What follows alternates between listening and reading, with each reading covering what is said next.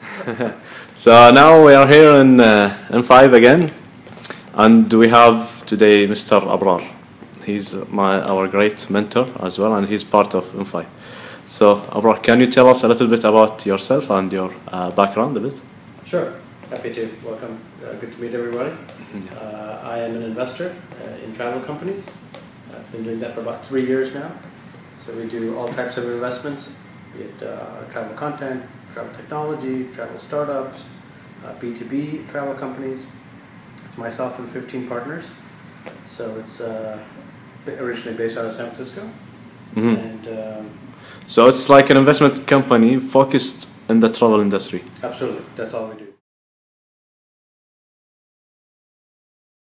Well, I think at this point it's kind of the product itself. So you got to have a product that solves a pain.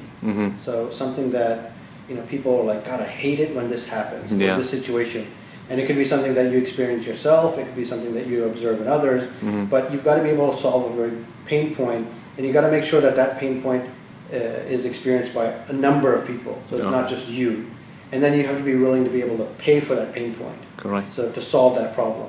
And so I think very much that idea of whatever problem you're solving is absolutely critical. And certainly in travel companies, they fail from day one.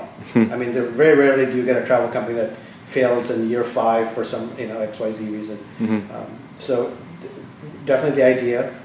Number 2 is the team. So they have to be both passionate about what they do. They have to be experts at what they do. I mean, when I look at a startup and I ask somebody about their industry, I need to have a feeling that they are basically the best, most knowledgeable person for that industry. They've read the reports, they know the bloggers, they know the trend, they know really where they stand, their positioning. So that's really, really important that they are not only passionate but also very informed. And then there's certainly a big enough market to grow and to address, and certainly markets that are complementary to that. And then in terms of we look at the track record of what the person has done in the past. So if they've done exits in the past, if they had come off of a referral, if what they have done with their seed startup or their own friends and family money has really been exciting and really kind of surprising to the upside, pleasantly surprising, then it all factors in. And then I think lastly, it's really just for us certainly how it fits into all our other portfolio companies. So we try to not have too many companies of the same type, and we want to make sure that we get along with the founders because we're going to spend a lot of time with them. Okay.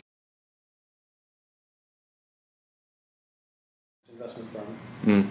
And I think you started investing in like small companies, angel rounds. Yes, absolutely. That was our first focus. So we did lots of little angel investments in travel companies, like Travel Agency Hub, which provided marketing in travel companies. We did ticketing fulfillment company.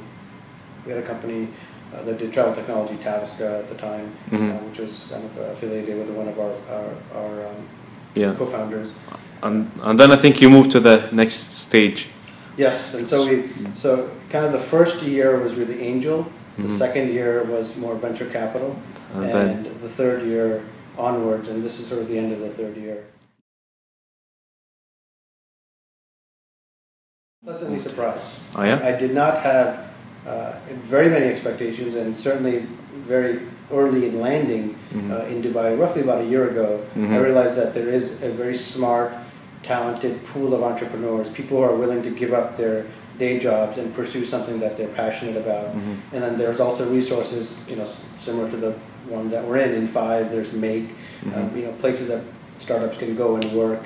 Of course, Dubai as a whole is a fantastic place to, in terms of lifestyle and safety and so on. True, yeah. But it's very, I've been in San Francisco, Los Angeles, London, South Africa, India, Singapore, Hong Kong, and certainly Dubai, as far as ranks just as well as any of them. I think it's great. Like for me, the only thing missing is like the local people being the entrepreneurs, the drivers. Like I didn't meet many like Emirati entrepreneurs. I don't know. What do you think? There are some, and that is definitely an initiative that the government is trying to push.